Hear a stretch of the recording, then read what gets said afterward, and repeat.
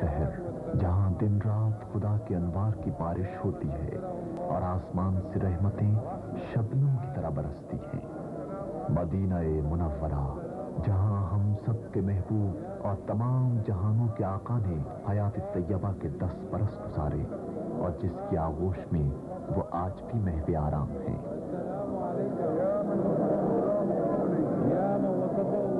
مدینہ منورہ وہ مقدس بستی جہاں ہر وقت قدسیوں کا ہجوم رہتا ہے اور جس کی عطر بیز فضاؤں میں درود و صلات کے نغمے گونجتے ہیں۔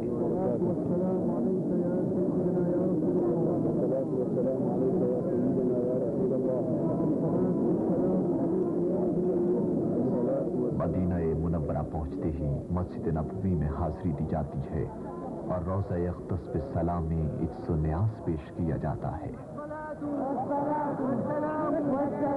اے میرے آقا، میں اپنے گناہوں اور برے اعمال کے خوف سے بھاگ کر اور اپنے رب کے دربار میں آپ کی شفاعت کا امیدوار اور آپ کی پناہ کا طلبگار بن کر آیا ہوں۔ اے نبی رحمت، آپ کے باب عالی پہ کھڑا ہوں اور آپ کی رحمت و شفقت کا سوالی ہوں۔ مجھے اپنے در شفاعت سے محروم نہ لوٹائیے۔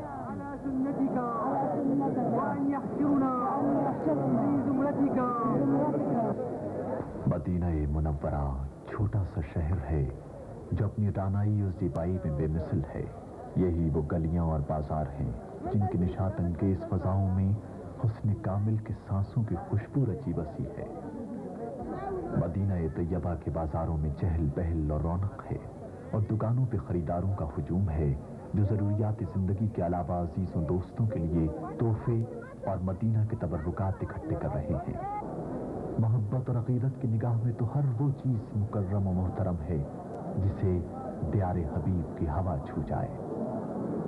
مسجد نبوی میں زائرین کا ہجوم رہتا ہے جو اس آقا و مولا کے حضور سلام عقیدت پیش کرتے ہیں جو غریبوں کا مونس، فقیروں کا بالی، گناہگاروں کی امید خلق مجسم کی طرف رہتا ہے، جس کا ہر قول قرآن کی تفسیر اور ہر عمل قرآن کی تعبیر ہے اور ذہن میں اسی حامل قرآن کی آواز گونجتی ہے، میں تم میں اللہ کی کتاب چھوڑے جا رہا ہوں، اسے مضبوطی سے پکڑو گے تو کبھی گمراہ نہ ہوگے۔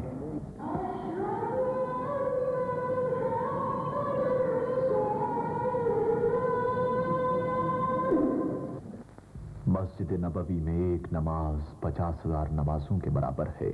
آقا نامدار کا ارشاد گرامی ہے کہ جس نے اس مسجد میں 40 نمازیں ادا کیں اور اس کی کوئی نماز قضا نہ ہوئی، وہ نفاق اور دوزخ کی آگ سے نجات پائے گا۔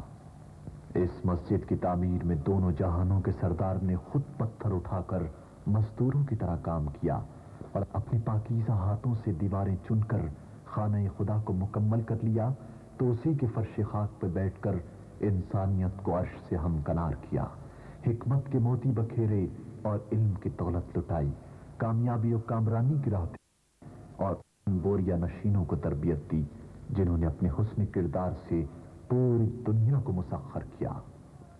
سلام پھیرتے ہی نگاہیں گنبد خضرا کی طرف اور ہاتھ دعا کے لیے اٹھتے ہیں تو یوں محسوس ہوتا ہے کہ ہم اس بس میں رنگ و نور میں ہیں جہاں خدا خود میر محفل ہے اور محمد شمع محفل۔ خدایا اس وجدانی احساس کو حقیقت کا روپ دے دے اور شعور و ادراک کی حدوں سے ماورا اس مجلس میں قلب و نظر کی حضوری عطا فرما۔ اے اللہ، جس طرح تو نے ہمیں دنیا میں اپنے حبیب اور ان کے مقدس آثار کی زیارت نصیب فرمائی، اسی طرح ہمیں آخرت میں آپ کی شفاعت نصیب فرما۔ منورہ سے رخصت فراق کی ناقابل برداشت کھڑی ہے، پرنم آنکھوں اور لرزتے ہوئے ہونٹوں سے الوداعی سلام کے بعد مدینہ سے نکلتے ہیں تو دور تک نگاہیں گنبد خضرا پر جمی رہتی ہیں اور دل سے صدا نکلتی ہے، اے سید المرسلین، امت پہ نظر کرم کر، اے رحمت للعالمین، اپنی رحمتوں سے نواز، اے شفیع المذنبین، ہماری شفاعت فرما۔